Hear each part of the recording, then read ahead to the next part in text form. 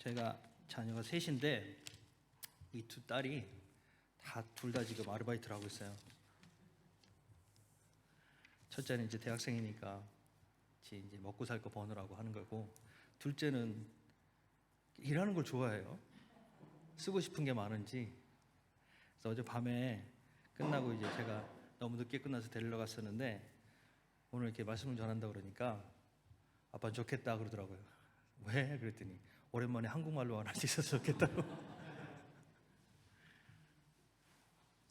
정말 오랜만인 것 같습니다.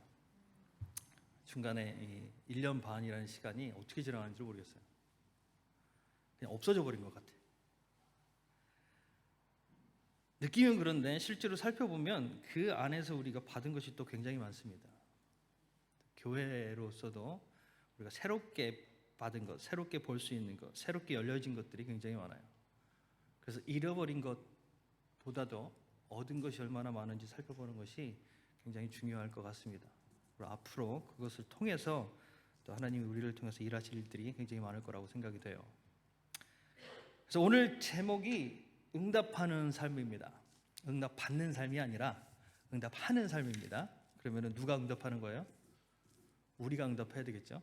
누구에게? 네. 교회를 제가 인터넷에 찾아봤어요. 교회의 정의가 어떻게 되나? 그랬더니 영어로는 너무 애매해요. 교회를 쳤는데 교회에 대한 정의가 5가지로 나눠져 있더라고요. 교회하고 빌딩, 교회하고 회중, 교회하고 디노미네이션이니까 한국말이 생각이 안 나요, 요새. 교단, 우리나라 말로는 교단 정도 될 수 있겠죠. 그럼 하여튼 그렇게 쭉 나눠져 있더라고. 들어가서 보는데 뭐라고 하기가 좀 애매해요. 한국말로는 간단하게 돼 있더라고요. 교회, 그러니까 일반적으로 예수 그리스도를 믿는 기독교인들의 신앙 공동체를 일컫는 말이다. 또 표준 국어 대사전에 따르면 교회는 예수 그리스도를 주로 고백하고 따르는 신자들의 공동체 또는 그 장소다, 이렇게 돼 있어요. 우리가 교회가 무엇인지에 대해서는 잘 알고 있다고 생각이 됩니다. 그러니까 다니잖아요. 교회가 어떻게 시작이 됐죠? 교회 오랜만에 써보나요? 교회가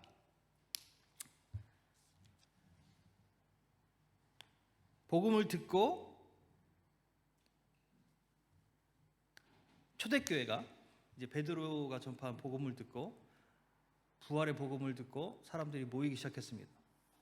왜 모일까요? 왜 모였죠 그때? 복음을 듣고 회개하고 영접했으면 됐잖아요. 근데 모여요. 왜 모일까요? 핍박을 피해서? 쓰고 계시니까 뭐라고 그러는지 하나도 모르겠어요. 이게 폐예요. 듣고 이제 내가 변화되다는 걸 깨달았어요. 그래서 그 변화를 내가 받아들이고 내가 변화되겠다고 작정을 했어요. 근데 어떻게? 그걸 모르겠어요. 그죠? 내가 변화돼야 되겠구나. 변화돼야지 라고 작정을 했는데 어떻게를 잘 모르겠는 거예요. 그래서 어떻게 해요? 모이기 시작했어요. 그래서 처음에 왜 모이기 시작했어요? 듣기 위해서. 뭐를? 말씀을.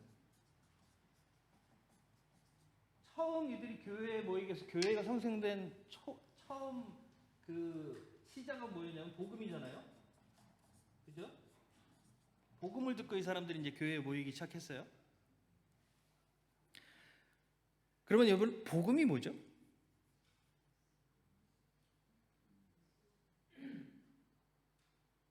알긴 알겠는데 뭐라고 딱 얘기가 쉽지 않죠? 그죠? 복음. 그럼 이거를 우리는 보통 뭐라고 연결시키냐면 죄사함하고 연결시킵니다. 죄사함하고. 그죠? 우리가 그리고 우리 아까 찬양에서 했던 것처럼 이제 사망 권세를 깨트리고 우리가 생명 가운데 나가게 됐어요. 그러면 이 죄사함은 뭐로 이루어지냐면 십자가를 통해서 이루어졌죠. 그죠? 근데 십자가가 교회의 표상이 된 게 바로 이루어진 게 아닙니다. 그래서 초대교회 당시에 십자가는 이거는 형틀이었어요, 형틀. 그죠? 그런데 이게 기원 후 400년 이후에 십자가가 교회의 표상처럼 되어가기 시작했습니다. 그리고 십자가가 교회의 대표가 되면서 죄사함이 뭐랑 연결이 됐냐면 죽음에서 해방, 이걸로 연결이 됐어요.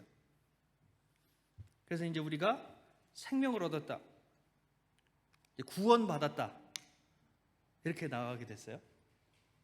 근데 이러면서 뭐가 왔냐면 복음에 대한 변질이 오기 시작했습니다. 죄사함이라 그러면 먼저 뭐를 알아야 되냐면 죄에 대해서 알아야 되잖아요. 죄에 대해서 알아야 죄 사함을 받을 거 아니에요. 그 죄 사함에 대한 인식이 제대로 될 거 아니에요. 그런데 제일 첫 번째 문제가 뭐냐면 죄에 대한 인식이 틀어졌어요. 제가 이제 영국 교회에서 성경 공부를 하고 하면서 제일 근본적으로 부딪히고 또 제가 그 죄에 대해서 얘기를 했을 때 이 사람들이 그런 거 그렇게 이해하는 건 제가 처음 들었다 라는 얘기할 때마다 그 얘기를 할 때마다 이 사람들이 그런 얘기를 해요. 그 전에 있던 노포크에 있었을 때는 그 한 교회가 거의 그 교회는 그냥 패밀리 처치예요. 한 가정이 그 교회를 다 이끌어가요. 할머니부터 시작해서 할머니, 아버지, 아들, 손자 이렇게까지 쭉 4대가 있어요. 할머니가 지금 거의 한 100살 되셨을 거예요. 그때 제가 있었을 때 96세인가 그렇게 되셨는데 정정하세요. 그때까지도 하루에 매일 한 끼는 양고기를 드신다고 그랬으니까 정정하세요. 그래가지고 교회 벽면에 위에 양쪽 옆으로 페인트가 돼 있거든요. 글자가 써져 있는데 우리 식으로 하면 이제 예수천당 불신지옥이에요. 영국 교회에 그게 붙어 있어요. 예수천당 불신지옥. 그래가지고 한 번은 이제 교회 데코레이션을 새로 하자 그러면서 이제 페인트 칠을 새로 하고 저것도 이제 좀 바꾸고 그랬더니 그건 안 된대. 할머니가 그거 바꾸면 안 된다 그랬더니 할머니가 왕해. 거기서 이제 성경 공부를 하다 무슨 얘기를 했냐면 천국과 지옥 그런 얘기가 나왔어요. 그래서 이제 거기에 대해서 얘기를 하는데 이 사람들이 그 성역 공부나 이런 거에 좀 거부감이 있었어요. 그래서 왜 그런가 들어봤더니 그 전에 이제 한 20-30년 전인가 봐요. 성역 공부를 하는데 어떤 목사님 와가지고 성역 공부를 하는데 옛날 우리한테 있었던 그런 일들이 그대로 거기도 있었더라고요. 그래서 그 회심의 진정한 체험이었으면 구원 못 받은 거다. 방언 안 하면 못 받은 거다. 뭐 이런 식의 얘기를 많이 들은 거예요. 거기서 상처도 많이 받고 그래서 이제 그러면서 이제 성경 공부를 하기를 되게 싫어했어요. 그러다 이제 제가 이제 이렇게 권고를 해서 시작했는데 그래서 얘기가 나왔던 게 그러면 천국이 마이크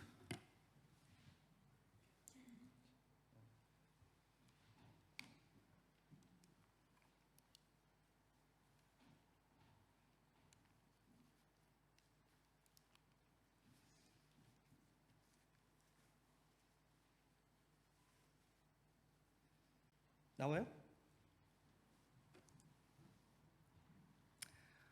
천국이 어떤 데일 것 같으냐? 천국이 어떤 데일 것 같으냐 그랬더니 선뜻 말을 못하죠. 좋은 데인데 어떻게 좋은 데냐? 그건 잘 모르지. 뭐 눈물이 없고 뭐 그냥 피상적이잖아요. 그죠? 그렇게 보면은 우리나라 사람들이 갖고 있는 천국 개념이 조금 더 구체적일 수 있어요. 길은 황금으로 돼 있고 빌딩은 다 보석으로 돼 있고 그런 데를 꿈꾸잖아요. 그런데 실제로 이렇게 대화를 하다 보면 각자가 꿈꾸는 천국이 다 다릅니다. 왜냐하면 각자의 필요가 다르기 때문에 그래요. 내가 원하는 것이 다르고, 그래서 내가 원하는 게 다 채워지는 것이 천국이라고 생각을 해요. 그게 다 다르죠, 자기의 천국들이. 근데 그런 거를 꿈꾸면은 어떻게 보면은 나중에 천국 가면 실망할 수도 있어요. 아니면은 그 천국에 혼자 있든지. 각자 천국이 다 다르니까 다 다른 천국에 가야 될 거 아니에요.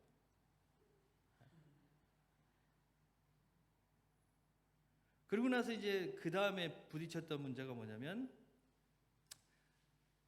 여기하고 이제 다른 교회인데 거기는 이제 새롭게 이제 성경 공부를 빌딩을 하자 그래가지고 리더들 될 사람들만 모여서 따로 성경 공부를 했어요. 그런데 거기서 제일 먼저 걸렸던 게 뭐냐, 원죄예요. 원죄. 이걸 자기는 받아들일 수도 없고 이해할 수도 없다. 애기가 이제 막 갓 태어난 애기가 무슨 죄가 있냐, 자기는 그걸 받아들일 수 없다 그러더라고요. 그래서 그럼 죄가 뭐냐 물었어요. 그럼 당신은 죄가 뭐라고 생각하냐? 그랬더니 뭐 죄는 이랬어요. 딱 죄는 뭐라고 말하기가 쉽지 않은 거야. 그러니까 뭐라고 이제 알긴 알 것 같은데 딱 죄가 뭐다라고 정의하기가 쉽지 않은 거예요. 그래 뭐 잘못하는 거, 뭐 그다음에 조금 생각하면 난 다음에 나오는 게 거짓말하는 거, 뭐 살인하는 거, 뭐 훔치는 거, 뭐 이런 쭉 나열해서 나와요. 그럼 성경에서 말하는 죄가 과연 성경에서 기속적으로 얘기하는 죄가 그런 거냐? 우리 행동, 행함, 물론 그건 죄의 결과로서 나오는 이야기지만 실제로 죄가 그런 거냐? 그럼 원죄를 이해하기 쉽지 않죠. 이제 막 태어난 애가 무슨 죄가 있어? 그러면 뭐 한 게 있다고? 그러면 이제 어떤 사람은 그렇게 얘기하죠. 뱃속에서부터 죄를 진다 우리는. 엄마를 발로 차지 않냐? 얼마나 괴롭게 만드냐 부모를. 근데 그것도 죄라 그러면 할 말은 없죠. 그럼 죄가 뭐냐? 죄가 뭡니까? 오랜만에 한글 쓰려니까 되게 이상. 죄가 뭐죠? 하나님을 모르는 거. 예. 하나님을 모르는 거라 그러면 모르는데 어떻게 부인해요? 알아야 부인을 하지. 그잖아요? 모른다 그러면 뭐예요? 이게 하나님을 모른다는 게 완전한 부재예요. 하나님의 부재. 하나님이 없는 거죠. 그러니까 모르는 거지. 그죠? 성경에 보면 하나님에 대한 정의가 몇 가지가 있습니다. 그런데 그 중에 요한복음의 정의를 보면 요한복음 1장 9절에 13절에 보면 참빛 곧 세상에 와서 각 사람에게 비추는 빛이 있었나니 그가 세상에 계셨으며 그 세상은 그로 말미암아 지은 바 되었을 때 세상이 그를 알지도 못하였고 자기 땅에 오매 자기 백성이 영접지 아니하였으나 영접하는 자 곧 그 이름을 믿는 자들에게는 하나님의 자녀가 되는 권세를 주셨으니 이는 혈통으로나 육정으로나 사람의 뜻으로 나지 아니하고 오직 하나님께로서 난 자들이니라 그랬어요. 그죠? 이건 누구에 대한 얘기예요? 예수님에 대한 얘기죠. 그럼 그 예수님을 뭐라고 그랬어요? 그러면 빛이라고 그랬죠. 그죠? 그리고 요한 1서에 보면 또 뭐라고 그랬냐면 요한 1서 1장 5절 7절에 보면 우리가 저에게서 듣고 너에게 전하는 소식이 이것이니 곧 하나님은 빛이시라 그에게는 어둠이 조금도 없으시니라 그랬어요. 그럼 하나님이 뭐라고요? 빛이라고. 그죠? 그 빛이 없는 건 뭐예요? 빛이 없으면 어둠이죠. 이게 죄예요. 그죠? 빛이 없는 게 어둠이요. 어둠이 죄예요. 이게 죄다. 그러니까 빛이 없는 게 빛을 잃어버린 상태. 그러니까 죄라 그러면요, 우리 행한 어떤 걸 얘기를 하는 게 아니라 상태를 얘기를 하는 거예요. 우리 죄된 상태. 이 빛을 잃어버렸단 말이에요. 그래서 죄의 삭은 뭐예요? 죄의 값은 사망이라고. 이미 죽은 자 된 거예요. 그죠? 그래서 하나님이 분명히 말씀하실 때 뭐라 했냐면 아담에게 말씀하실 때 뭐라 그랬냐면 선악과를 먹으면 어떻게 된다고요? 정령 죽으리라 그랬다고. 정령 죽으리라 그랬어요. 근데 먹고 죽었어요? 안 죽었어요. 나중에 죽었죠. 한 900년 지난 다음에 죽었어요. 그럼 그것도 죽은 거니까 죄의 결과다 볼 수도 있죠. 그죠? 언제 죽을 거라고 얘기를 안 했잖아요. 정령 죽을 거라고 그랬지, 먹고 바로 죽을 건지 한참 있다 죽을 건지. 그렇게 따지면 애매하지만 반드시 죽는다 그랬다고요. 그리고 나서 쫓겨나서 그 먹고 어떻게 됐어요? 에덴 동산에서 쫓겨났죠. 그죠? 그 다음부터 뭘 해야 돼? 수고하여 먹고 살 수 있다 그랬잖아요. 그러니까 뭐가 끊어진 거냐면 실질적으로 하나님께 받던 공급이 끊어졌어요. 그죠? 그리고 뭐가 끊어졌냐면 교제가 끊어졌어요. 하나님과의 교제가. 다시 말해서 하나님과의 관계가 단절됐어요. 그죠? 그러니까 우리가 자녀하고 연을 끊을 때 해본 적이 없으시죠? 없어야 돼요. 우리가 이제 넌 내 자식 아니다. 그러면서 뭐라 그래요? 넌 이제 나한테 죽은 거다. 그게 진짜 끊는 거잖아요. 어디 있겠지 이게 아니라 딱 죽은 걸로 치는 거예요. 아담과 그 이후 이 아담의 죄, 그 상태로부터 시작해서 하나님께로부터 인간은 이미 뭐예요? 죽은 거예요. 그러면서 모든 질서가 깨어져 버립니다. 죽은 자니까. 그러면은 하나님이 사람을 지으실 때 특별하게 지으셨잖아요. 그죠? 흙으로 빚고 거기에 하나님의 생명을, 생기를 넣으셔서 생명이 된지라 그랬어요. 근데 다른 동물들은 어떻게 지으셨어요? 흙으로 지으셨어요. 그죠? 다른 동물들도 똑같이 흙으로 지으셨어요. 그리고 어떻게 하셨어요? 살라 그랬어요. 그다음부터는 흙으로 지어놓고 살라 그랬어요. 거기다 뭘 한 게 없어요. 흙으로 만들어서 살게 만들어 주셨어요. 사람만 생명이 되게 하셨어요. 그죠? 그런데 그 생명이 그러니까 사람이 특수한 게 뭐냐면 하나님의 영을 받아서 이 육체는 도구로 사용하는 거예요. 근데 동물은 뭐예요? 그 육체가 다예요. 주어진 대로 사는 거예요. 대신 사람은 그 육체를 자기가 관리하고 통솔하고 그걸 사용해서 어떤 일을 할 수가 있어요. 근데 그 일이 뭐예요? 생육하고 번성하라, 땅의 모든 것을 다스리라 그랬다고. 그게 뭐냐면 처음 하나님이 사람을 만드시고 주신 게 뭐냐면 소명이에요. 그 소명을 주셨어요. 그 일을 하게 하셨다고. 하나님의 대리자 역할을 이 땅에서 하게 만드신 거예요. 그리고 하고 안 하고의 결정도 누가 해요? 사람이 하는 거예요. 그런 능력을 사람에게 주신 거예요.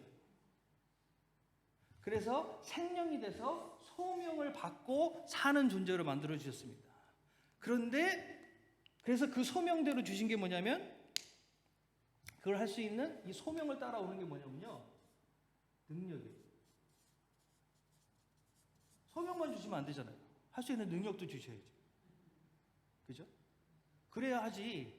하라고 시키기만 하면 안 되잖아요. 할 수 있는 능력은 안 주고. 소명과 함께 오는 게 능력입니다. 그 능력을 받았다는 증거가 뭐냐면 아담에게 소명을 주시고 다른 모든 동물들을 그에게 될 거예요. 그랬더니 뭐를 해요? 이름을 지어요.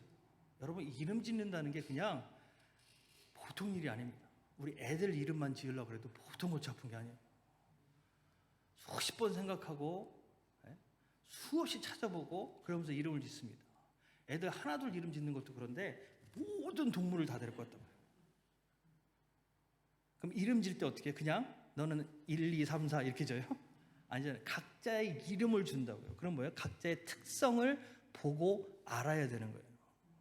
보기만 해도 얘 특성이 어떤지, 어떤 특징을 갖고 있는지, 앞으로 어떻게 할 건지 이게 다 나와야 이름을 짓는다고요. 그런 거를 파악하고 알고 그걸 관리할 수 있는 능력이 그에게 있었다고요. 그러니까 그런 소명감, 이게 다 어디서부터 오는 거예요? 소명으로부터 오는 거예요. 소명을 받고 거기에 응답했을 때 그 능력은 따라옵니다. 이런 관계가 있었을 때 그가 비로소 하나님이 주신 소명을 이룰 수 있는 존재가 되었던 거예요. 그런데 이거를 뭐예요? 거부하고 이제는 나는 사과를 먹을 때 사과랜다. 선악과를 먹을 때 무슨 생각을 하고 먹었어? 이걸 먹으면 내가 누구처럼 된다? 하나님처럼 된다는 소리는 뭐예요? 그 전에 하나님은 어떤 분이었어요? 이 땅에 나보다 높은 유일한 사람. 다른 모든 만물은 누구 말을 들어야 돼요? 내 말을 들어야 되는데 내가 들어야 되는 유일한 분이 하나님이에요. 그럼 내가 하나님처럼 되겠다는 말은 뭐예요? 이제 나는 내 마음대로 살겠다는 거예요. 하나님 말씀대로가 아니라 내 마음대로 살겠다는 거예요.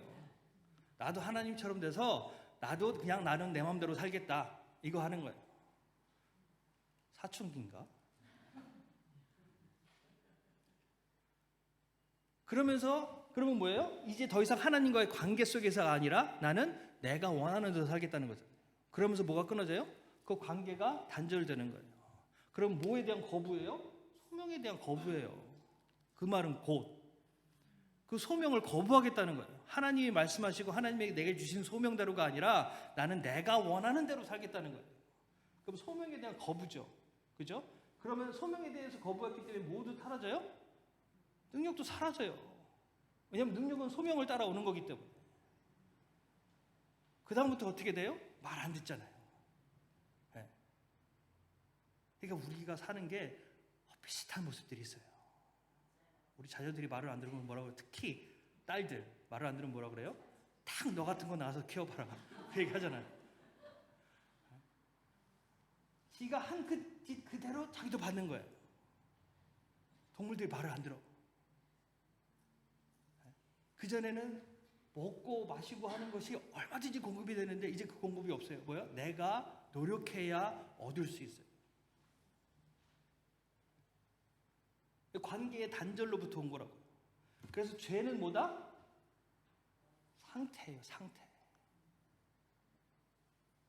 이걸 얘기를 해줬더니 그런 얘기는 처음 들어봤대요. 신앙생활 50년 하면서 그런 얘기는 처음 들어봤대요. 그렇게 생각을 하면 이해가 된다. 이제 원죄가 뭔지. 죄는 하나님의 부재다. 단순히 하나님을 모르는 것 이 정도가 아니라 하나님의 부재다. 하나님을 잃어버린 상태, 그게 죄다. 그러면 죄 사함을 받았다는 소리는 뭐예요? 빛이 비춰진 거잖아요. 그죠? 그럼 빛이 비춰지면 어두면 어떻게 돼요? 당연히 사라지죠. 당연히 사라지죠. 그죠? 당연히 사라져야 되는데 잘 안 사라지는 게 우리 삶이에요. 이게 이제 딜레마라. 네? 그래서 빛이 우리 삶에 들어오게 된 것이 죄사함의 참 의미입니다. 그러면 빛이 들어왔다는 거는 뭐가 회복된 거예요? 교제가 회복된 거예요. 하나님을 모르던 삶에서 이제 하나님을 아는 삶이 된 거예요. 그럼 다시 뭐가 회복이 돼야 돼요? 소명이 회복이 돼야 돼요. 소명이. 부르심의 소명이 회복이 되고 그 소명이 회복이 되면 덩달아서 뭐가 회복이 돼요? 능력도 회복이 되는 거예요. 왜? 능력은 소명을 따라오는 것이기 때문에. 이게 이제 기본 개념이에요. 그죠? 우리가 이제 죄사함을 복음을 통해서 우리가 죄사함을 받았어요. 그리고 응답함으로 말미암아 죄사함을 받았어요. 죄사함을 받은 것이니까 복음은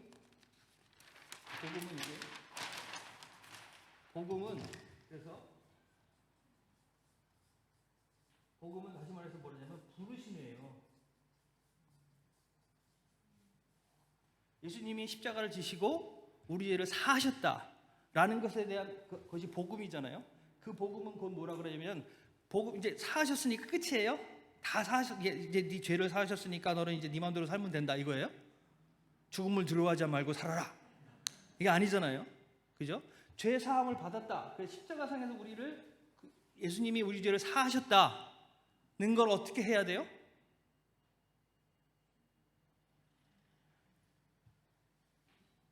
예수님의 죽음은 특별한 사람들만을 위한 거예요. 모든 사람을 위한 거잖아요. 그죠? 그러니까 여기서부터 착각이 이제 오는 게 뭐냐면 예수님이 모든 사람을 위해서 죽으셨으니까 모든 사람은 다 구원받은 거예요? 아니잖아요. 여기서부터 이제 문제가 생기는 거예요. 예수님이 십자가상에 돌아가심으로써 우리를 위한 복 구원의 길을 열어놓으셨어요. 그렇죠? 그러면 그 다음에 이제 그것이 내 것이 되려면 어떻게 해야 되는 거예요? 그거를 받아들여야 되는 거죠. 그죠? 받아들여야 돼요. 복음 자체가 그래서 뭐냐면 부르심이에요. 부르심. 그럼 부르심이 있으면 뭐가 있어야 돼요? 응답이 있어야죠. 구원은 그래서 뭐를 통해서 온다? 응답을 통해서 오는 거예요. 우리가 할 수 있는 구원이라는 전체 사역에 있어서, 역사에 있어서 우리가 할 수 있는 유일하고 가장 중요하고 유일한 것, 그것이 응답이에요. 그리고 응답은 한 번으로 끝나요? 아니요. 여기서부터 이제 실제로 시작이 되는 거예요. 그래서 제목이 뭐예요? 응답하는 삶. 응답은 뭐가 되냐면 우리의 삶이 응답이 돼야 되는 거예요. 삶 전체가 지속적으로. 이게 뭐냐면 그리스도인의 삶이에요. 그리고 이런 그리스도인이 모여서 한 공동체가 되는 것이 뭐예요? 교회라고. 그러면 교회는 부르심의 공동체요, 또한 응답하는 공동체라고. 이게 이제 한 줄로 쭉 가는 거예요. 그죠? 그래서 예수님의 죽으심을 우리가 받고 그 듣고 믿고 받아들였다. 그런데 이제 여기서 어떻게 이 복음이 변질이 되냐면 죄 사함이라는 것을 일회적인 사건으로 끝내버려요. 그래서 저도 이제 그 신학교 다닐 때 전도 폭발이라고 그래가지고 그걸 배웠어요. 아이들 전도하는 글 없는 그림책 뭐 이런 걸 해서 전도에 대한 것들을 쭉 배웠거든요. 이게 이제 80년도 미국에서 시작돼서 90년도까지 우리나라에 막 엄청나게 퍼졌던 전도 운동이었어요. 전도 폭발이라고 그래가지고 이거를 이제 무슨 시스템처럼 배웠어요.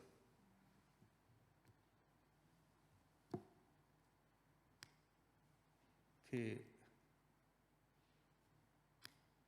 여호와 증인들 있죠. 여호와 증인들하고 이렇게 대화를 하면 그 사람들이 이제 문 들고서 얘기를 하자 그러잖아요. 그래서 대화 해보셨어요? 네. 저희 이제 영국 교인들 중에서도 열심히 있는 분들이 있어요. 그래가지고 그 여호와 증인들을 전도를 하겠다고 집으로 불러서 티를 마시면서 같이 얘기를 해요. 3시간까지도 해요. 한없이 길어져요. 왜 길어져요? 서로 딴 말을 하니까 길어지는 거예요. 대화가 되면 그렇게 길게 안 갈 수 있어요. 서로 딴 말을 하니까 계속 길어지는 거예요. 그 사람들은 그 사람 나름대로의 이 시스템을 갖고 있어요. 이렇게 욕을 물어보면 이렇게 대답해라. 그리고 나중에 이제 그분이 이제 결론을 낸 게 뭐냐면 걔도 성경 우리랑 달라요. 똑같은 성경 가지고 얘기하는 것 같은데 전혀 다른 얘기를 한다고. 나중에 보면 성경이 달라. 그들이 보는 성경이 따로 있어요. 자기들이 원하는 것만 모아놓은. 그러니 얘기를 똑같은 성경 가지고 얘기를 해도 얘기가 다른 얘기를 할 수밖에 없는 거예요. 그게 대화가 안 되지. 그런데 전도 폭발에서 우리도 시스템처럼 딱 배우는 게 있어요. 첫 번째 질문이 뭐예요? 지금 죽어도 천국 갈 자신이 있습니까? 당신이 오늘 밤 자다가 죽었으면 내일 아침 천국에서 눈을 뜰 자신이 있습니까? 이거부터 시작이에요. 그래서 그럼 천국에는 어떻게 가는지, 오직 믿음으로 간다. 그 믿음은 뭐예요? 예수님께서 나를 위해 죽으셨고 하나님이 사랑하셔서 독생자를 보내셨고 그분이 나를 위해 죽으셨고 그래서 내가 죄사함을 받았다. 그래서 나는 이제 천국 백성이 된 거다. 그걸 믿으면 된대. 내가 어떻게 살고 이건 아무 문제가 아니야. 그걸 믿으면 돼. 오직 거기에 내 생명이 달린 거예요.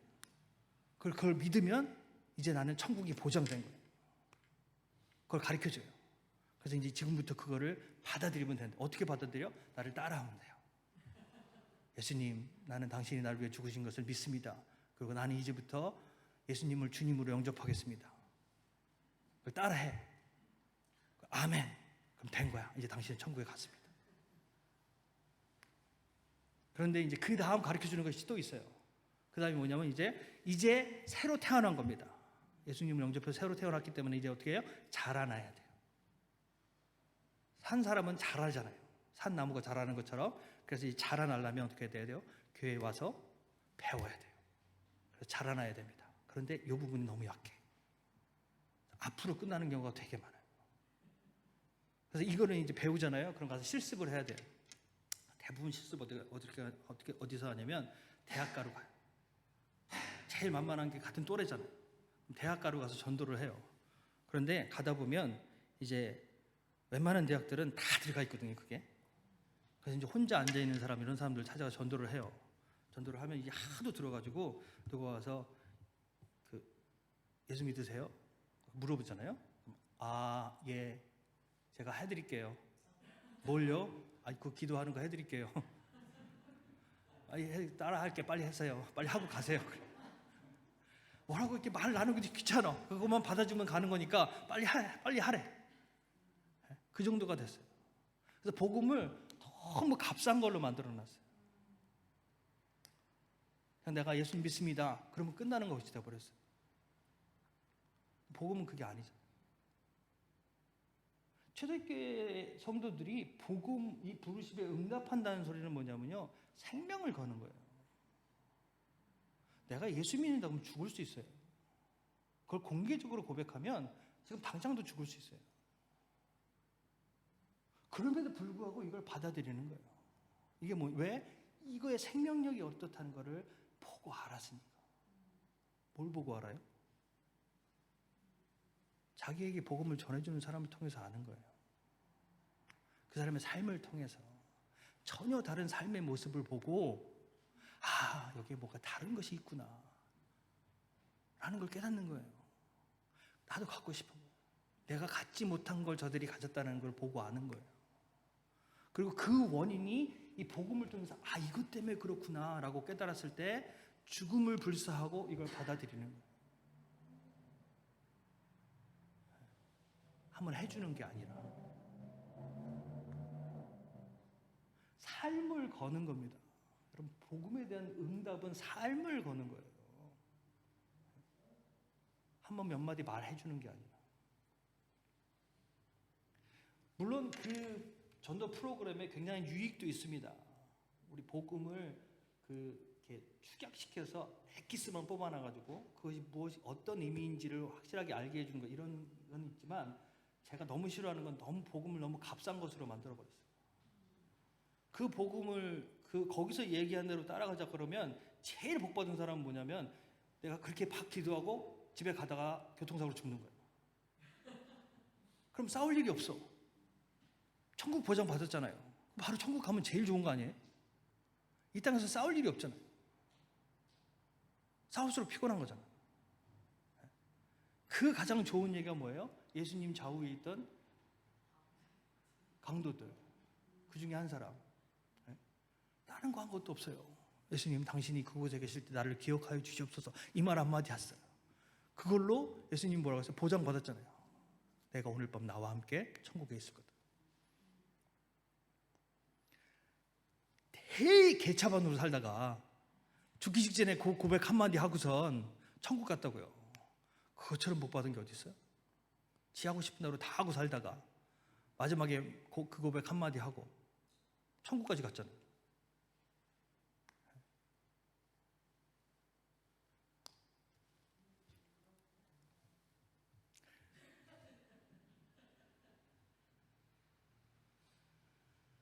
그래서 이제 이 복음의 부르심을 받고 응답하는 삶을 사는 사람들의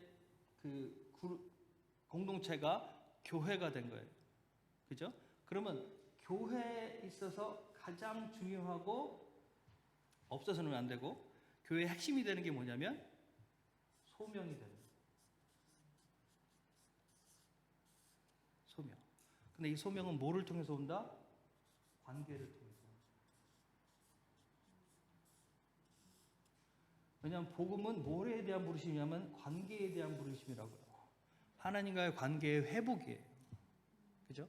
관계의 회복을 통해서 하나님이 우리 삶 안에 들어오시고 그 삶 안에 들어오신 하나님의 부르심에 날마다 응답하는 삶을 사는 것이 그리스도인이고, 그 그리스도인이 모여서 공동체를 이룬 것이 교회라고요. 그렇기 때문에 또 교회는 또 교회 나름대로 뭐가 있어요? 거기에 대한 소명이 있어요. 그 교회에 대한 소명이 있어요. 그 교회에 대한 부르심이 있다고요. 그러니까 교회라는 것 자체가 사람들이 그냥 좋아서 모여져 있는 것이 아니라고요. 교회는 유기체라고 그랬어요. 유기체. 다시 말해서 뭐라고 그랬어요? 교회는 그리스도의 몸이라고 그랬다고. 창세기에 하나님이 사람을 지으신 것처럼 구원 이후에 예수님 이후에 하나님은 이 땅에 뭘 세우셨어요? 교회를 세우셨다고. 새롭게 만드신 거예요. 교회라는 공동체를. 뭘로? 그리스도의 몸으로. 처음 사람을 지으실 때 흙으로 사람을 빚으셔서 그 안에 생명을 주셨잖아요. 그죠? 이제 그리스도의 몸인 교회를 세우시고 그 안에 뭐를 보내셨어요? 성령을 보내셨어요.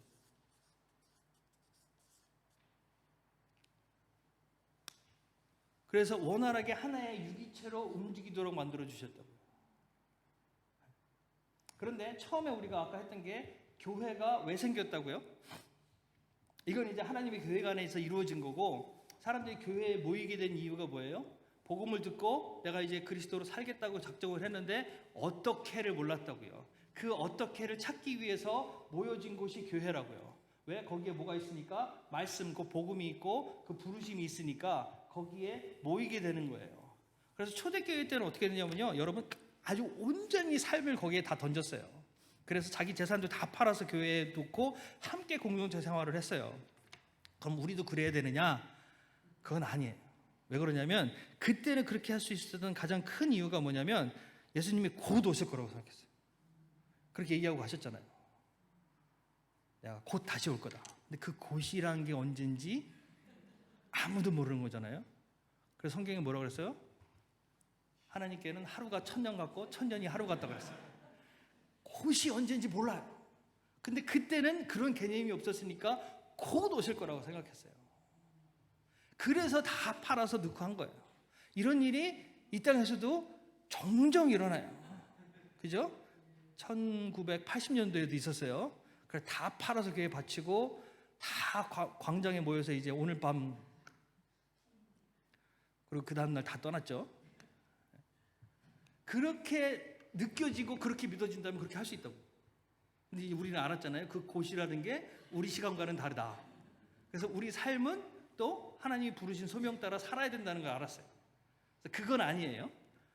그런데 다른 의미에서 우리의 삶을 던져야 되는 것이 뭐에 따라? 부르심에 따라. 그랬을 때 각자의 부르심이 또 다릅니다.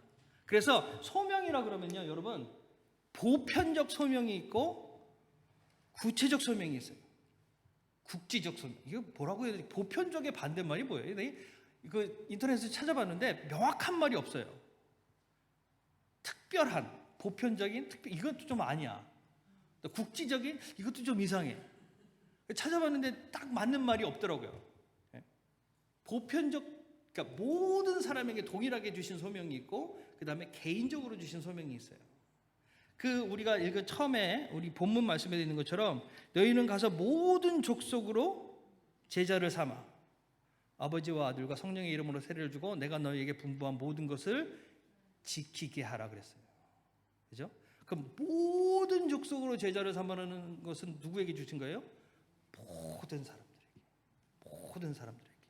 내가 너희에게 분부한 모든 것을. 여기서 이제 걸려요. 그게 뭐예요? 내가 너희에게 분부한 모든 것을, 그냥 내가 너희에게 분부한 것을 이렇게만 했어도 조금 이제 생각을 해볼 만한데, 너희에게 분부한 모든 것을이라고 그랬어요. 뭘 얘기를 하는 거예요? 복음서에 있는 모든 말씀?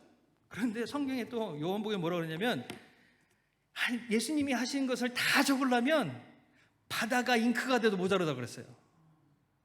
그럼 거기에 모든 게 다 적혀 있지는 않은 거 아니에요. 그렇죠? 그걸 다 적으려면은 바다가 잉크가 돼도 모자라다 그랬다니까요. 그럼 거기에 다 적혀 있는 게 아니라고요. 그럼 모든 걸 어떻게 알아? 어떻게 알아요? 그 예수님이 말씀한 모든 것을 알아야 전할 거 아니에요. 가르칠 거 아니에요. 그걸 어떻게 아냐고요. 그래서 그 다음 말씀이 뭐예요? 볼지어다 내가 세상 끝날까지 너희와 항상 함께하리라 그랬어요. 그냥 함께하는 것도 아니고 뭐예요? 항상 함께하리라. 그럼 모든 것은 누구를 통해서 알 수 있어요? 예수님을 통해서 직접 알아야 되는 거예요.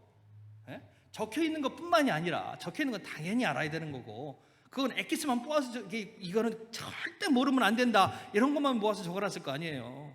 다 적기에는 너무 많으니까. 그럼 그거는 반드시 알아야 되는 거고, 그래서 우리가 성경을 읽어야 된다니까. 대충 하면 안 돼. 그거 거의 외우다시피 알아야 되는 게, 그건 반드시 알아야 되는 거예요. 그것 이상으로 모든 것을 알려면 어떻게 돼요? 그 말씀을 기준으로 하나님과의 관계가 온전케 돼야 된다고요. 여기에 뭐예요? 개인적인 관계가 있는 거예요. 분부한 모든 것에. 그래서 뭐예요? 항상 너희와 항상 함께하리라 그랬다고. 그 관계 속에 우리를 부르시는 거라고요. 그래서 우리가 그 소명은 뭐예요? 전체적인. 그래서 우리 모두가, 모든 그리스도인이 해야 될 거는 뭐예요? 모든 족속으로 제자를 삼아. 이거는 그러니까 모든 교회가 갖고 있는 소명이 그건 거예요. 모든 족속으로 소명을 삼아. 다시 말해서 복음 전파의 소명이 모든 그리스도인과 모든 교회에 있는 거예요. 그죠? 그런데 뭐 어떻게에 대해서는 각자 다른 거예요. 어떻게에 대해서는. 그건 거기에는 뭐가 있어요? 내가 너희에게 분부한 모든 것을 이 개인들에게 주시는 거예요. 왜냐하면 그거는 각자 그리스도의 관계 속에서 이루어지는 거니까. 그럼 내가 알아야 가르칠 거 아니에요. 그죠? 그럼 모든 것을 가르치라고 그랬으면 뭐야? 모든 것을 알아야 되잖아요. 그죠? 언제 알아요? 가야 알지 그거는. 그럼 갈 때까지 못 전하는 거 아니에요? 내가 알아야 전하니까. 그건 아니라고. 거의 모든 것에 비밀이 있어요. 내가 너희에게 분부한 모든 것이잖아요. 그죠? 그럼 각자에게 분부한 것이 달라요. 그러면 나에게 있어서 예수님이 분부한 모든 것은 뭐예요? 나에게 분부하신 거. 저 사람에게 한 건 나는 몰라요. 나에게 분부하신 모든 거. 그러니까 각자의 소명대로 하는 거예요. 각자 주신 소명대로. 여러분 소명들이 각자 다 다르다고요. 그래서 첫째는 뭐에서 벗어나야 돼요? 비교하는 것에서 벗어나야 돼요. 비교할 이유가 없어요. 필요도 없고 이유도 없고. 비교하면 어떻게 돼요? 시험에 빠져요. 비교하는 순간부터. 비교는 언제부터 시작된 거예요? 아담 때부터 시작된 거예요. 걔는 비교할 상대가 없었어요. 누구밖에? 하나님밖에. 하나님 밑에 자기였잖아요. 그러니까 자기가 비교할 수 있는 유일한 상대. 내가 비교할 때 나보다 못한 사람하고 비교해요? 그러면 너무 좋지. 나보다 못한 사람하고 내가 비교하면 나는 항상 좋을 거 아니에요. 행복하고. 나는 항상 나으니까.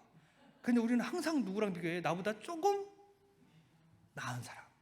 너무 나은 사람하고 비교 안 돼. 이건 비교 안 되니까 자기도 알아. 거기하고는 비교를, 저긴 다른 사람이 딴 세계니까 라고 놔두는데, 나보다 내가 조금만 더 하면 저보다 나을 수 있는데, 이렇게 생각하는 사람하고 비교를 하잖아요. 그렇게 볼 때 아담은 누구밖에 없어요? 하나님밖에. 근데 거기서부터 교만인 지가 어디를 그런데 자기가 비교할 수 있는 대상이 하나님밖에 없었어요. 비교해보니까 억울해. 다 되는데 못하는 게 있어. 나는 하나님 못하는 게 없다고요. 다 되는데 하나만 못했잖아요. 선악과 먹지 말라. 이것만 못했어요. 그죠? 근데 하나님과 비교하면 하나님은 다 하는데 나는 왜 못하지? 여기서부터 비교가 시작되는 거예요. 그렇게 되면 뭐예요? 그게 뭘로 보여? 그때부터는? 그 전에 비교를 안 했을 때는 뭘로 보여요? 저걸 먹으면 큰일 나는 것처럼 보였어요. 그런데 딱 비교를 하면서 생각을 해보니까 뭐예요? 저거는 먹음직도 하고 보암직도 하고 지혜롭게 할 만큼 탐스럽기도 한지라. 뭐가 욕심이 생기는 거예요. 비교하는 순간부터. 욕심이 생기면 뭐가 없어요? 만족이 없어요. 만족이 없으면 감사가 없어요. 그 다음부터 그거를 찾게 돼 있어요. 다른 건 내게 허락된 모든 것은 하나도 안 보여. 허락 안 된 그것만 보이는 거예요. 그때부터 그것만 보여. 결국엔 할 수밖에 없어요. 왜 우리 안에서 분쟁이 생겨요? 비교하는 것 때문에 생기는 거예요. 비교하는 것 때문에. 그건 개인의 문제기도 하고요. 그 다음에 뭐예요? 교회의 문제가 되기도 해요. 우리 교회에 주신 소명, 이거를 찾고 그 소명 안에 서야 되는데 그게 아니라 뭘 봐요? 아우, 저 교회는 요번에 몇 명이 더 들었다는데, 아우, 요번에 저 교회는 뭐 헌금이 얼마나 더 나왔다는데. 그 교회는 그 교회고, 그게 많이 주셨을 때는 하나님이 많이 하라고 하신 거예요. 근데 왜 자꾸 비교하게 되냐면 자기 부르심에 집중을 안 하기 때문에 그런 거예요. 자기 소명에 온전히 서 있으면요, 이거 하기도 바빠요. 비교하는 사람들, 특히 비교하는 교회의 가장 큰 특징이 뭐냐면 자기 교회 소명이 뭔지 몰라요. 그리고 항상 뭐만 얘기해요? 보편적인 소명에 대해서만 얘기를 해요. 보편적인, 모두에게 주신 소명, 가서 전하라. 뭘? 복음을. 어떤 복음? 예수님이 우리를 구원하셨다. 그건 다 아는 거고. 우리에게 분부한 모든 것, 너에게 분부한 게 뭐냐? 복음 전하는 거. 그 복음이 뭔데? 예수님이 우리를 구원하셨다. 아니, 그거 말고 너한테 부탁한 게 뭐냐고. 복음 전하는 거. 이게 계속 반복돼요. 그러니까 답답한 게 뭐냐면요, 뭔 말인지 몰라. 왜냐면 자기가 아는 그 안에서만 생각을 하니까 이렇게 딱 나가서 얘기를 하면은 그 안에서만 또 생각을 해요. 계속 그 안에서 맴도는 거야. 그러고서 뭐라고 그래요? 알아들었대, 자기는. 물어보면 딴소리 하면서. 그러니까 제가 이제 그 성경 공부를 하면서도 그렇고 말씀을 전하면서 제일 답답한 게 그거예요. 나름대로 다 은혜 받았대. 다 알아들었대.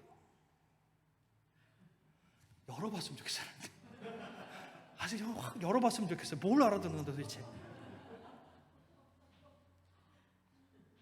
진짜 알아들었으면 어떻게 돼야 돼요? 삶의 변화가 반드시 생기게 돼 있어요. 진짜 깨달았습니다. 반드시 변화가 생기게 돼 있어요. 근데 알아들었는데 변화가 없다. 알긴 알았는데, 알긴 알겠는데 어떻게 하는지 모르겠어요. 이건 뭐예요? 못 알아들은 거지. 못 알아들은 거지. 여러분, 복음서를 읽어보면 읽어볼수록 진짜 답답한 게 뭐예요? 제자들 3년을 예수님이랑 그렇게 먹고 자고 아주 그냥 붙어 살았는데 어떻게 그렇게 못 알아들을까? 어쩜 그렇게 못 알아들을까? 진짜 예수님이니까 살았지. 나가서 복장 터졌을 것 같아. 일주일에 한 번씩 만나서 가르쳤다 그래도 뭔가 변화가 있어야 되는데 이 인간들은 아주 24시간 붙어 있었는데도 변화가 없어. 3년을. 그것도 웬만한 교사도 아니고 예수님이 직접 그것도 이적까지 보여주시면서 보여주기만 했어요. 가서 시키기도 했잖아요. 둘씩 짝지어서 내보내서 귀신 쫓는 권세도 주시고 지들이 해봤다고요. 그러고 나서 뭐라 그래요? 진짜 됩니다, 예수님. 갔다 와가지고 막 또 흥분해가 진짜 됩니다, 예수님. 그랬더니 예수님이 뭐라고 했어요? 나도 봤다. 공중제가 떨어지는 걸 나도 봤다. 그렇게까지 해놓고선 뭐라고 그래요? 예수님이 내가 죽을 때가 됐다. 그러니까 안 됩니다. 인간적으로는 이해할 수 있죠. 그 정도만 해요? 길 가다가 뭐라고 그래? 맨날 싸워. 누가 높으냐? 네가 높으냐? 내가 높으냐? 비교하고 앉아있고. 그것도 안 되니까 뭐라고 그래요? 엄마 보내가지고. 그때도 엄마 파워가 그렇게 셌어. 엄마 보내가지고 예수님, 우리 아들을 위해서 오른쪽에는 이놈을, 왼쪽에는 저놈을, 이런 짓까지 한다. 이게 뭔 말인지 몰라. 그러니까 예수님이 뭐라고 그래요? 너희 받을 것은 이미 정해져 있다. 아버지가 정하는 것이다. 네 할 거나 제대로 해라. 그러면 그 말을 들었을 때 뭐라 그랬을까요? 좋다고 갔을 거 아니에요. 야, 정해져 있단다. 정해져 있단다. 아니라고 안 그러셨어. 최소한 둘 중에 하나는 거기 앉을 거다. 자기는 알아들었다고 생각했을 거 아니에요. 뭔 말인지 모른다니까. 이게 제일 큰 문제. 자기가 모른다는 거 몰라. 이게 제일 무서운 게 이거예요. 모르면서 안다고 생각하는. 여기서 벗어야 됩니다. 이걸 못 벗으면 발전이 없어요. 복음을 받아들이는 유일한 이유가 뭐예요? 내 부족함을 알았기 때문에 받는 거예요. 부족함을 못 느끼는 사람은 받을 수가 없습니다. 받을 이유가 없어요. 복음이라는 게 쉬운 게 아닌데. 그러니까 예수님이 뭐라 했어요? 부자가 천국에 들어가는 게 낙타가 바늘 끼고 들어가는 것보다 더 어렵다고 그랬어요. 그래서 부자는 뭐예요? 부족함이 없는 사람이 부자예요. 부족함이 없는 사람이. 부족함이 없으니까 이걸 받을 이유가 없는 거예요.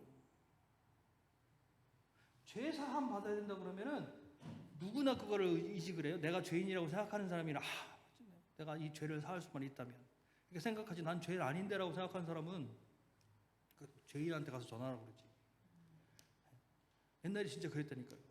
시골 가서 복음 이게 전도 그 여행 가가지고 복음을 전하면 보통 이제 아이들이나 이제 밭 가는 분들한테 이제 가서 밭 같이 갈아주면서 도와드리겠다고 해서 막 하면서 이렇게 막 이런저런 얘기하면서 이제 얘기를 해요. 그러면서 죄사함 받아야 된다. 그러니까 우리는 다 죄인입니다. 아유 그러지. 사람들이 다 죄 짓고 살지 뭐. 다 떳떳한 사람이 몇 명이나 돼. 막 그래요. 그래서 그러면 우리가 다 죄사함을 받아야 된다. 예수님이 우리를 왜 돌아가셨다. 죄사함 받으시겠습니까? 그러면은 아이 또 내가 무슨 죄를 또 그렇게 졌다고 또 죄사함까지 받으래. 몰라요. 그러니까 가장 먼저는 뭐예요? 이 무지에서 벗어야 돼요. 근데 그 무지는 무엇 때문에 그래요? 어두워서 그렇다고 그랬잖아요. 뭐가 없어서? 빛이 없어서. 빛이 없어서. 그래서 그 빛이 세상에 왔음에도 불구하고 그 자녀들이 어떻게 했어요? 요한복음에 보면 참빛 곧 세상에 와서 각 사람에게 비치는 빛이 있었나니. 누구에게 비친다고요? 각 사람에게 비친다.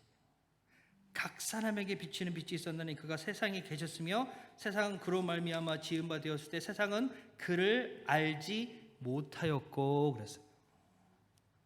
자기 땅에 오매 자기 백성이 영접지 아니하였으나. 어두운 사람들의 특징이 뭐예요? 안 받아들이는 거예요. 이미 어둠에 익숙해져 있어서 그 어둠이 삶이 되어버렸기 때문에 빛의 삶이라는 게 뭔지 모른다고요.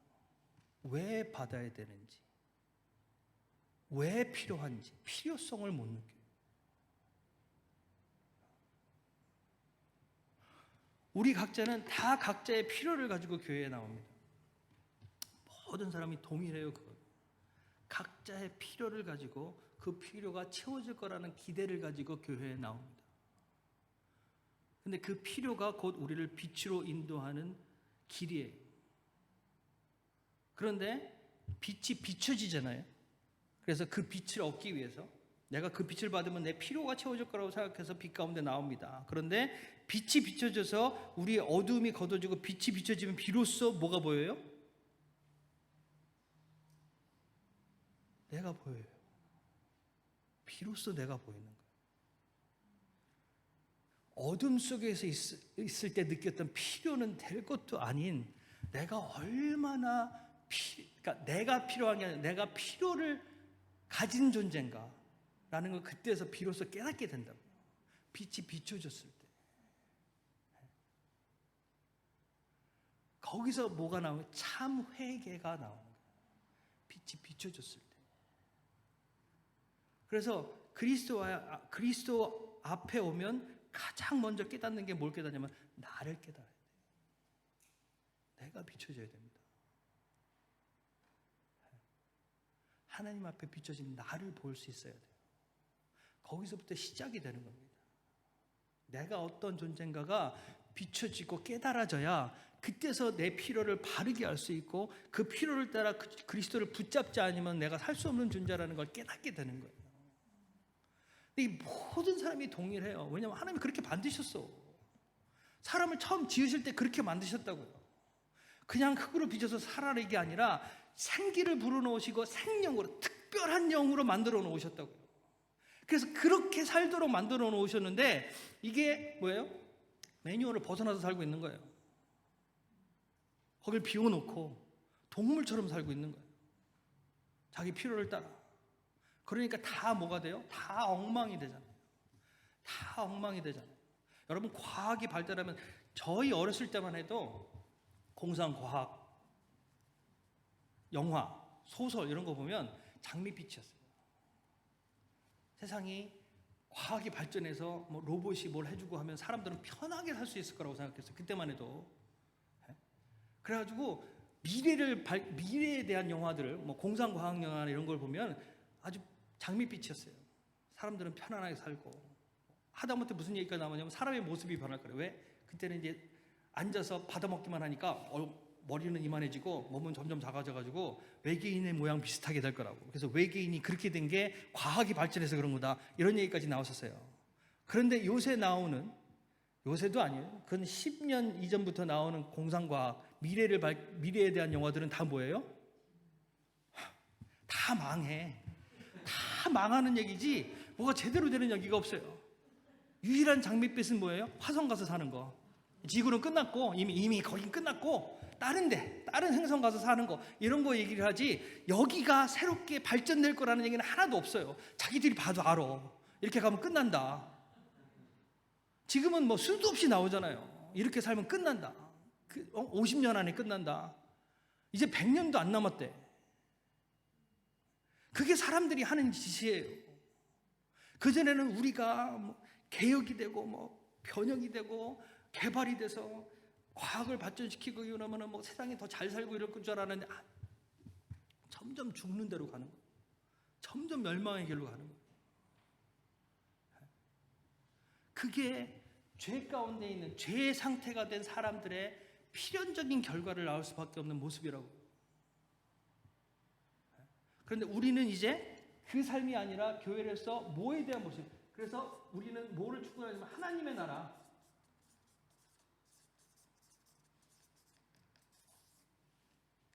킹덤 오브 갓, 이거를 추구하는 사람이잖아요. 우리는 하나님 나라의 백성이라고 얘기하는 거잖아요.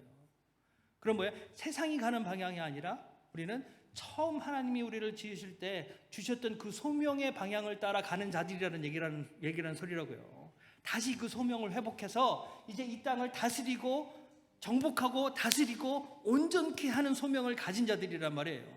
다시 말해서 그리스도 안에 새 소명을 가지면요, 우리는 이 땅에 대한 책임을 가져야 되는 거예요. 모든 것에 대한 책임을 지는 자들이 되어야 되는 거라고요. 그랬기 때문에 목소리를 내는 거지, 정치적으로 우리가 무슨 힘을 갖게 이런 얘기가 아니라고요. 그 같은 판에 놀라는 소리가 아니라 전혀 다른 세계의 얘기를 하고 있는 거예요.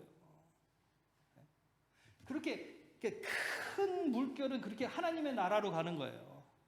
모든 교회가, 그리고 각 개개인의 그리스도인들이 하나님의 나라를 안에서 하나님의 나라를 확장시켜 가는 거예요. 이건 복음 전파라는 것이 다른 게 아닙니다. 하나님의 나라를 확장시켜 가는 거예요. 생명이 이제 우리 안에 있다. 하나님의 생명을 우리에게 주시길 원하신다. 죽음을 향해 가는 길이 아니라 생명을 향해 가는 길을 우리에게 열어놓으시고 그 생명의 길을 우리에게 따르기를 원하신다. 그거를 전해주는 거예요. 그래서 이 생명의 길 우리 함께 하자. 성경에 나와 있는 그 법칙들, 구약과 신약을 비롯해서 그 법칙대로 따라하면요, 지금도 풍성해요. 우리에게 주어진 것들이 너무 풍성해요. 근데 뭐가 문제예요? 나누지 않기 때문에 문제예요. 세계의 부호들 보면요, 어떤 사람은 그 자기가 가진 재산 하나만으로 한 나라도 살릴 수 있어요. 그걸 혼자 갖고 있어. 뭐 하려고? 그 사람들은 돈이 아니에요. 그냥 숫자야. 에? 평생 쓰고 가려고 해도 못 써요. 그거 가지고 뭐 하려고? 근데 더 가지려고 그러잖아요. 더 가지려고. 이 더에는 끝이 없어요. 끝이 없어요. 내가 세계 1위의 부호다. 그래도 불안감을 느껴요. 왜? 밑에서 치고 올라오니까. 2위에 떨어지면 큰일 나는 줄 알아. 1위나 2위나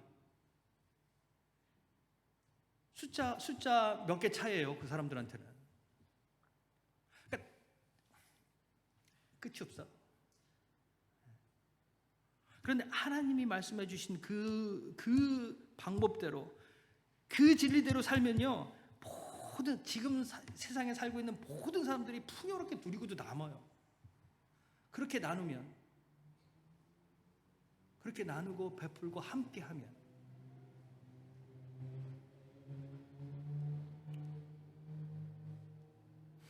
우리는 새로운 질서 가운데 들어온 사람들입니다. 새로운 삶의 방법과 방향 가운데 들어와 있는 사람들, 그 소명을 받은 사람들.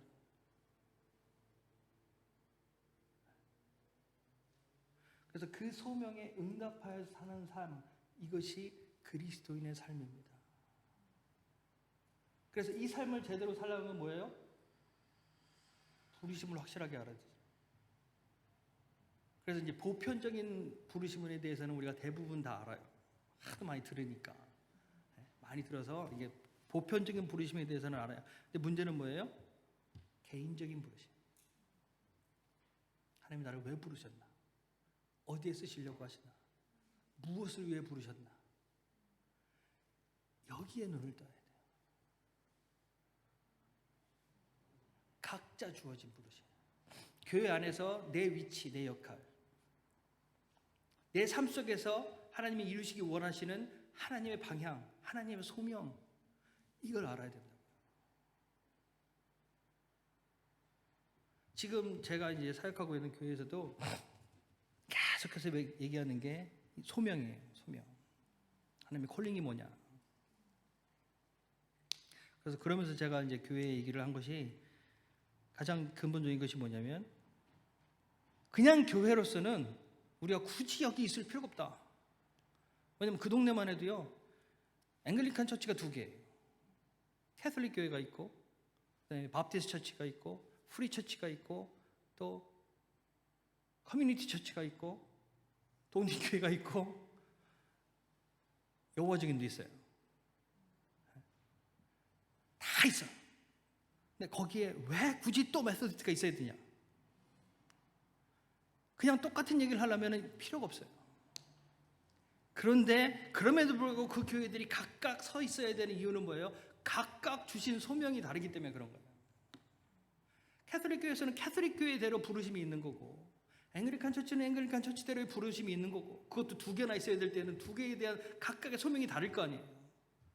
메소디스트는 메소디스트대로 소명이 있다고요. 그러면 우리에게 주신 소명은 뭐냐? 도대체 우리가 왜 메소디스트로서 이 자리에 서서 있어야 되냐? 이 건물을 가지고 건물 유지하느라고 낑낑대면서 건물 그냥 지키고 있으라고 주신 거냐? 그건 아니다. 그럼 우리의 부르심의 소명이 뭐냐? 이 사람들이 이걸 찾기 위해서요, 3년 동안 프로젝트를 했어요. 비전 찾기. 그걸 위해서 다른 레이워커를 써가면서 돈 들여가지고. 그래서 처음 가는데 그게 막 끝났을 때 제가 간 거예요. 사람들이 다 지쳤어. 비전 찾다 지쳤어요. 비전을 찾았으면 비전을 가지고 막 힘있게 나가야 되는 게 아니야. 그게 비전 찾다가 지쳤어.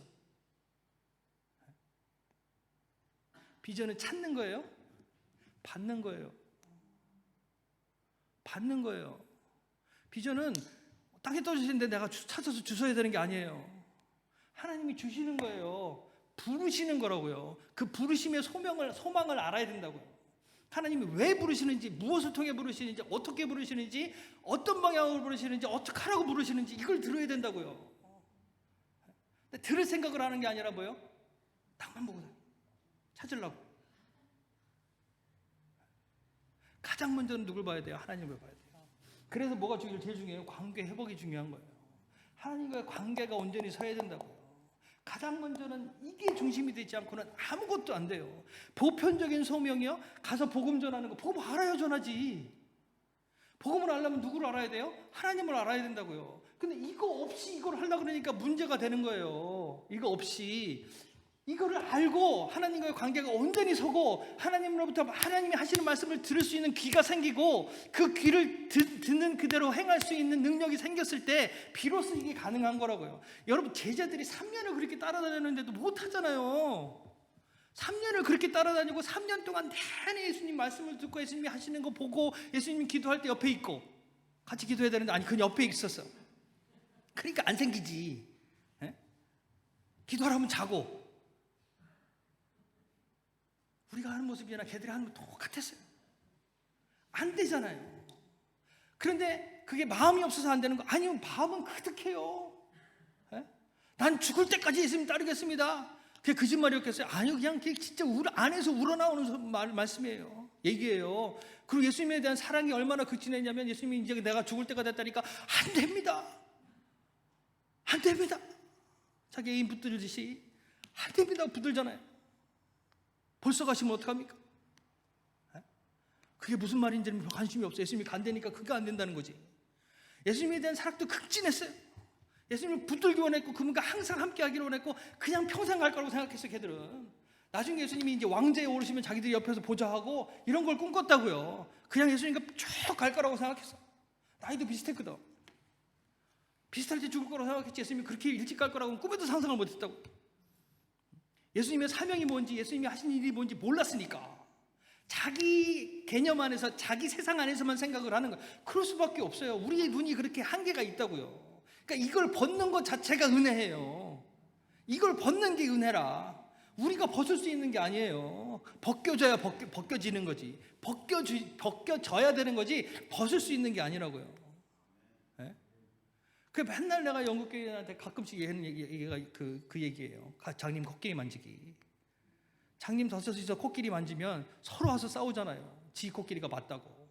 하나는 기둥같이 생겼다고 그러고 하나는 뱀같이 생겼다고 그러고 하나는 벽같이 생겼다고 그러고 지들은 만져봤으니까. 내가 경험해본 바는 이거라고요. 이걸 어떻게 봤고 나는 그렇게 봤는데 그런데 딴 놈은 기둥 같대. 아유 저게 병신이라 눈이 멀어가지고 저걸 못 보고 벽 같다니까.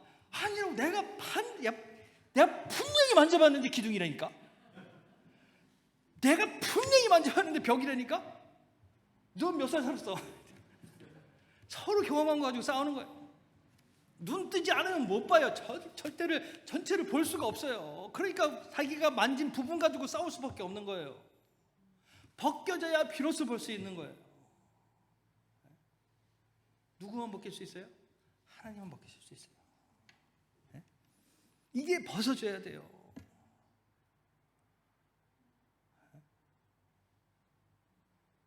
바울이 다메섹 도상에서 예수님을 만나고 나서 눈에 비늘 같은 것이 덮어져서 볼 수가 없었다고 그랬어요. 예수님을 만난 순간부터 누굴 보게 된 거예요? 자기 상태를 알게 된 거예요. 이제까지 자기는 전심으로 하나님을 따르고 하나님의 율법을 지킨다고 생각했는데 결국 그게 무슨 짓 한 거예요? 하나님을 거역한 짓을 한 거예요. 왜? 눈이 가려서 안 보이니까. 뭐가 뭔지 구별을 못 하는 거예요. 장님이 앞도 안 보이는데 죽으라고 뛰면 어떻게 되겠어요? 죽는 거지. 혼자만 죽으면 괜찮은데 죽이기도 하잖아요. 이 상태가 보다 앞을 못 보는 상태다. 도대체 볼 줄 모른다.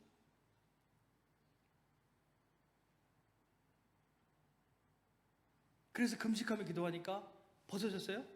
아니요. 아나니아를 보내잖아요. 보내서 벗겨주신 거예요. 내가 벗을 수가 없어요. 벗겨주셔야 돼요. 가장 먼저 우리가 구해야 되는 것이 뭐예요? 볼 수 있는 눈을 주십시오.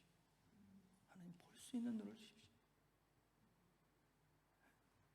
내가 주님을 따르기 원하는데 진정 온전히 주님을 따를 수 있도록 예수님을 알 수 있는 눈과 들을 수 있는 귀와 예수님을 찾을 수 있는 마음을 주셔서 예수님을 밝히 알고 밝히 갈 수 있도록 도와주세요. 내가 원하는 대로가 아니라 정말 하나님이 원하시는 것이 내 삶에, 다른 모든 사람은 다 제치하고도 내 삶에 하나님이 원하시는 것이 무엇인지 내가 비로소 알 수 있도록 나를 깨워주십시오. 하나님은 알아야 갈 거 아닙니까? 따르기 원하는데 어떻게 하는 것이 제대로 따르는 것인지 알아야 갈 거 아닙니까? 알려주십시오. 내가 따르겠나이다.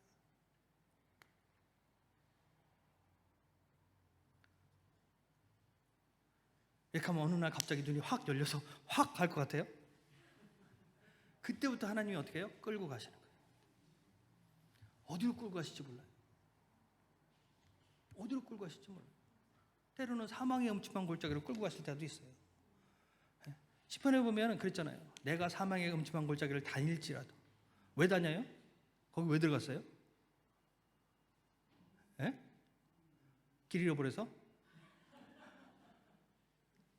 따라갔는데 간 거 아니에요.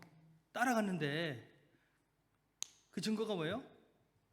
내가 사망의 음침한 골짜기를 다닐지라도 해를 두려워하지 않을 것은 주의 지팡이와 막대기가 나를 안위하시나이다. 그럼 거기도 뭐가 있다는 거예요? 주의 지팡이와 막대기가 나를 이끌고 계신다는 거예요. 그러면 이끄는 대로 따라갔어요. 따라가는데 하나님이 어디로 끌고 가? 사망의 음침한 골짜기로 끌고 간다고요. 말이 안 되는 거 아니에요? 푸른 초장에 누이시고 쉴만한 물가로 인도하시고 이렇게만 계속 돼야 될 것 같은데 아니요. 처음엔 그러는데 처음엔 그래요. 저 예수 믿고 처음에는 그냥 날아갈 것 같잖아요. 온 세상이 천국인 것 같고 다른 세계가 열린 것 같아요. 그런 순간들이 있어요. 그러더니 어디로 끌고 가요? 사망의 음침한 골짜기로 끌고 가요. 출애굽에서 애굽에서 이스라엘 백성들이 처음 나올 때는 신났죠. 그냥 나온 것도 아니에요. 모든 보물을 다 긁어갖고 나왔어요. 거기 출애굽에 뭐라고 그랬냐면 사람들한테 가서 뭐 달라 그러면 다 줬다 그랬어요. 빨리 내보내려고. 아주 치가 갈릴 거 아니에요. 애굽 사람들이 애들 때문에 다 한 걸 생각하면. 그래서 뭐 달라고 그냥 좀 빨리 가라. 다 줄 테니까 빨리 가라. 그래서 오만 걸 다 받아갖고 나왔다 그랬어요. 그러니까 자기들은 그동안 자기들이 못 받은 거 다 받아갖고 누렸다고 생각할 거 아니에요. 그리고 이제 뭐 어디로 끌고 간다 그랬어요? 적과 끓이 흐르는 땅으로, 예비된 땅으로 갈 거라고 그랬어요. 이제 꿈에 젖어서 가는 거예요. 막 보물을 잔뜩 싸가지고 막 수레에 끌고 이러고 막 가요.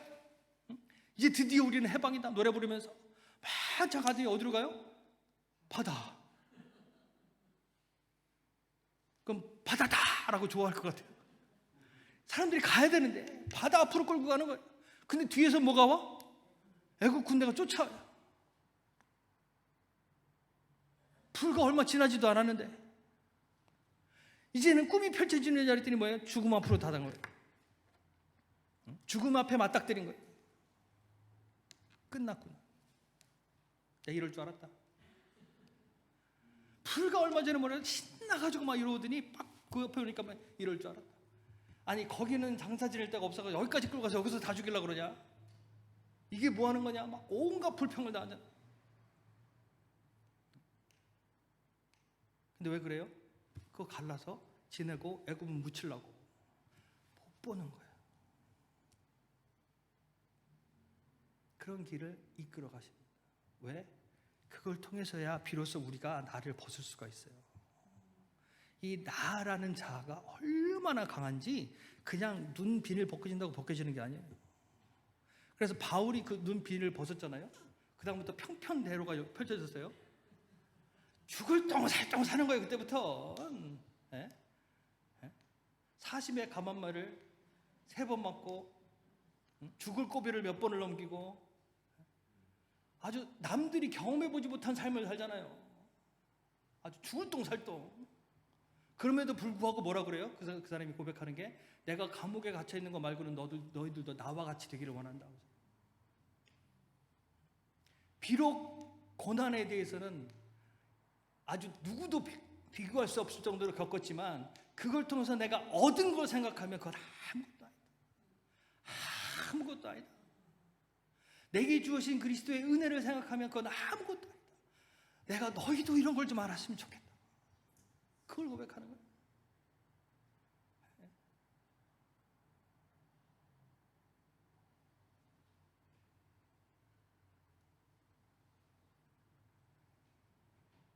그래서 내가 보여지고 내가 벗기기 시작할 때 비로소 하나님의 것이 나를 통해서 나오기 시작하는 겁니다.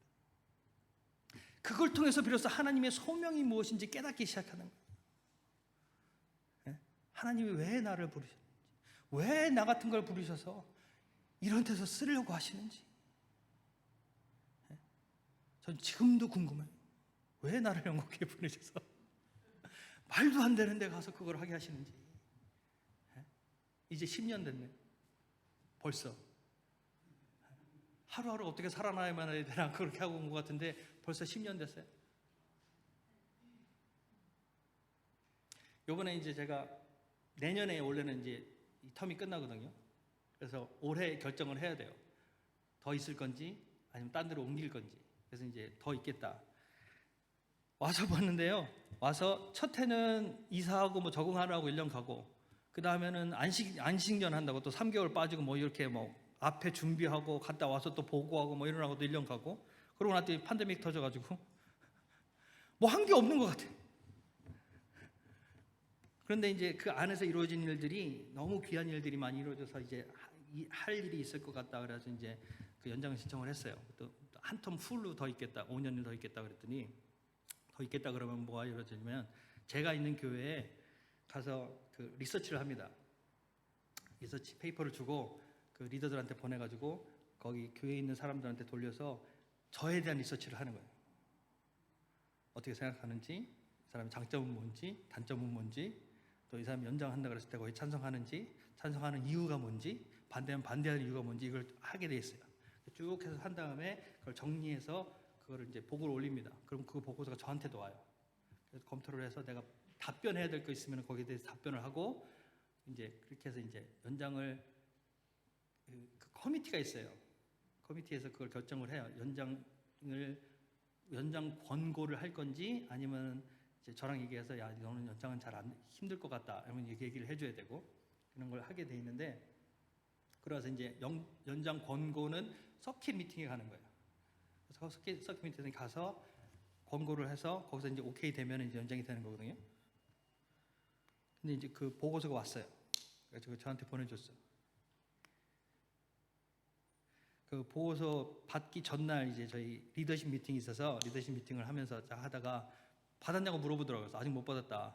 아마 내일이나 모레쯤 갈 거다. 그러길래 알았다고 기다리고 있는데, 내가 그거 받고 울지는 않았으면 좋겠다. 그랬더니 막 웃으면서 울 일 없을 거다고 그러더니 울 수도 있겠다. 너무 좋아서. 너무 감사하게 써놨어요. 너무 감사하게.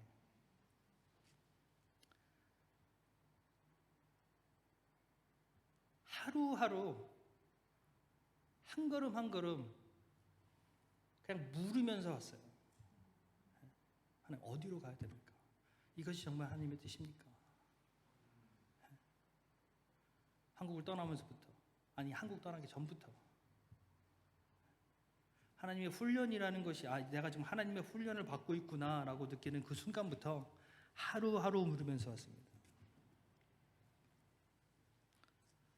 그리고 너무 감사한 건, 요즘에 이제 저희 집사람하고 그런 얘기를 가끔씩 하는데, 너무 감사한 거는 제가 이제 청년 때 그런 훈련들을 받을 때 정말 죽을 똥살똥 훈련을 받았어요. 저로서는 남들하고 비교하라는 게 아니라 저로서는 정말 죽을 똥살똥 훈련을 받으면서 왔어요. 그러다가 이제 군대를 갔는데 너무 좋더라고요. 잠도 너무 푹 자고, 일과 시간이 정해져 있으니까 밥도 제 시간에 맞춰 다 먹고 다 해주고, 걱정할 게 없잖아요. 시키는 것만 하면 되니까. 시키는 거 하는 거에 대해서는 뭐 아주 막 나라는 존재가 없어질 만큼 훈련을 받았으니까요. 그러다 군대 가니까 너무 좋더라고요. 자유시간도 너무 많고. 그 정도는 이제 훈련을 받았어요. 근데 그 훈련을 받으면서 제가 유일하게 기도를 했던 게 뭐냐면, 하나님, 제가 받아야 될 훈련이 있다면 결혼하기 전에 내 훈련은 나로서 끝나게 해달라고. 내가 받아야 될 훈련 때문에 내 가족이 어려움을 겪는 그런 거는 안 할 수 있도록, 하나님, 내가 받아야 될 훈련이 있다면 지금 다 끝낼 수 있도록 해주십시오. 20대 초반에 그 기도를 내가 어떻게 했는지 모르겠어요. 그것도 시켜서 한 거겠지. 제가 무슨 생각으로 그걸 했겠어요, 그 어릴 때. 그런데 정말 그 이후로 저는 이제 결혼해서 생활을 거의 영국에서 다 했거든요. 결혼하고 6개월 있다가 소위 뱃속에 5살 됐을 때 왔으니까 여기서 다 했는데, 물론 이제 어려움을 겪지는 않은 건 아니에요. 뭐 사는 생활하는데 뭐 다 그렇잖아요. 유학 생활이고 그렇고 이제 이민 생활이 그런 것처럼 그런 시간들은 겪었지만, 그것 때문에 내가 우리 가족이 어렵다. 저희 집사람도 맨날 그 얘기해요. 자기는 이렇게 우리가 되게 어렵구나라고 느껴본 적이 없대. 어려운 시간을 지냈음에도 불구하고. 그리고 둘이 같이 고백하는 건 뭐냐면, 한 번도 뒤로 간 적이 없어요. 후퇴해 본 적이 없어요. 조금만 조금씩 항상 나아졌지. 오늘보다 내일이 나아지고 내일이 모레가 내일보다 나아지고 항상 조금씩 나아졌지. 모든 형편이, 모든 상황과 형편이 하루하루 나아졌지 뒤로 후퇴해 본 적이 없어요. 너무 감사하게.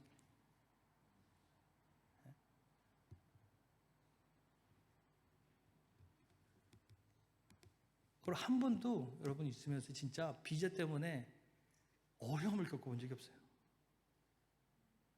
항상 우리는 어떻게 하냐면 하나님 보내주면 가야지. 우리가 여기서 무슨 큰 뭘 보겠다고 있는 것도 아니고 하나님 보내주면 가야지. 보내주면 간다. 있으라면 있고. 항상 있으라고 그러시더라고. 이상하게. 그래서 왔어요. 그것도 한 번은 정말 그 마지막 비자 연장할 때는 상황이 굉장히 애매했어요. 그래서 비자 연장을 이제 직접 들고 가서 비자 연장을 하는데 이게 될지 안 될지 모르잖아요. 그것도 무슨 뭐 변호사를 써서 하는 것, 저는 한 번도 변호사를 써본 적이 없어요. 비자 연장하면서 그냥 써가지고 다 가져가서 했지. 근데 그걸 이제 내놓고 이렇게 인터뷰하는 거 기다리면서 기도를 하는데 하나님이 분명히 말씀해 주시더라고요. 주권은 하나님께 있다. 모든 주권은 하나님께 있다. 하나님의 뜻을 따라 되는 거지 사람이 좌지우지하는 게 아니다. 그 일 듣고 가가지고 화장실에 앉아서 울면서 엄청 감사하면서 기도를 했어요. 맞습니다. 여태까지 하나님이 원하셔서 여기까지 왔는데 하나님 이걸로 두려워할 일이 아니라는 걸 깨닫게 해주셔서 감사합니다. 뜻은 하나님께 있습니다. 하나님이 원하신 대로 가겠습니다. 그렇게 한 걸음 한 걸음 하나님이 인도하시는 대로 갈 때 소명이 밝혀지기 시작하는 거예요. 어느 순간 하나님 너의 소명이 이거다. 물론 그런 사람도 있을 수 있겠죠. 근데 제가 경험한 하나님은 그런 게 아니라 한 걸음 한 걸음 인도하시면서 그 소명을 볼 수 있게 해주시고 느낄 수 있게 해주시고 그 안에서 이루어갈 수 있게 해주셨어요. 그리고 그렇게 깨달을 때 할 수 있는 능력도 주셨고, 그것이 우리 소명 응답하며 사는 사람들의 특권입니다. 그러니 두려워할 게 없어요. 어떤 소명을 주시든지 어떤 상황이 있게 하시든지 하나님이 보장해 주십니다. 근데 한 가지는 우리가 명심해야 될 게요, 편안할 걸 기대하면 안 돼요. 성경에 너희가 편안할 거라고 하신 말씀이 한 군데도 없어. 평안할 거라고 그랬지. 편안할 거라고 안 그랬어요. 네? 평안할 거라고 그랬어요. 그 평안은 뭐예요? 어떤 상황 속에서도 두려움이 없는 것, 흔들림이 없는 것, 이것이 평안이에요. 네? 예수님이 죽으시는 그 십자가상에서도 뭐라고 기도하셨어요? 하나님, 저들의 죄를 용서해 주십시오. 저들이 하는 걸 모릅니다. 이렇게 말씀하셨어요. 그리고 예수님도 사람으로 오셨기 때문에 두려움이 있었잖아요. 그때는 어떻게 하셨어요? 기도하셨어요. 할 수만 있거든 이 잔을 내게서 돌려주십시오. 하지만 내 원대로 마시고 아버지 뜻대로 하십시오. 그렇게 3번 기도하시고 다 내려놓고 받아들이셨어요. 그리고 평안함을 보여주셨어요. 그게 우리의 특권입니다. 어떤 상황 속에서도 흔들림이 없어요. 두려워할 것도 없어요. 왜? 뜻 안에 서 있으니까. 우리는 이 땅의 규칙과 이 땅의 법을 따라가는 사람들이 아닙니다. 그러니까 그 말은 뭐냐면요, 이 땅에 어떤 것도 우리를 흔들 수 없다는 거예요. 하나님의 보장대로 가는 겁니다. 그래서 보장받은 자로서 보장받는 삶을 살기 위해서 우리는 응답하는 삶을 살아야 됩니다. 기도하시겠습니다.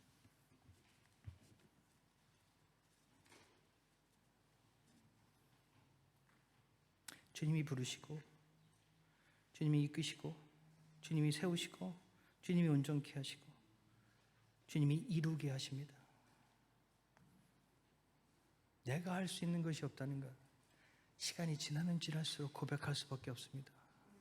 주님, 이것이 그냥 입으로의 고백으로 끝나지 말게 하시고 내 삶의 고백으로 드러나게 하시며 내 삶을 통해서 일하시는 하나님의 모습이 이 삶을 통해서 드러날 수 있도록 주님, 나를 붙들어 주십시오.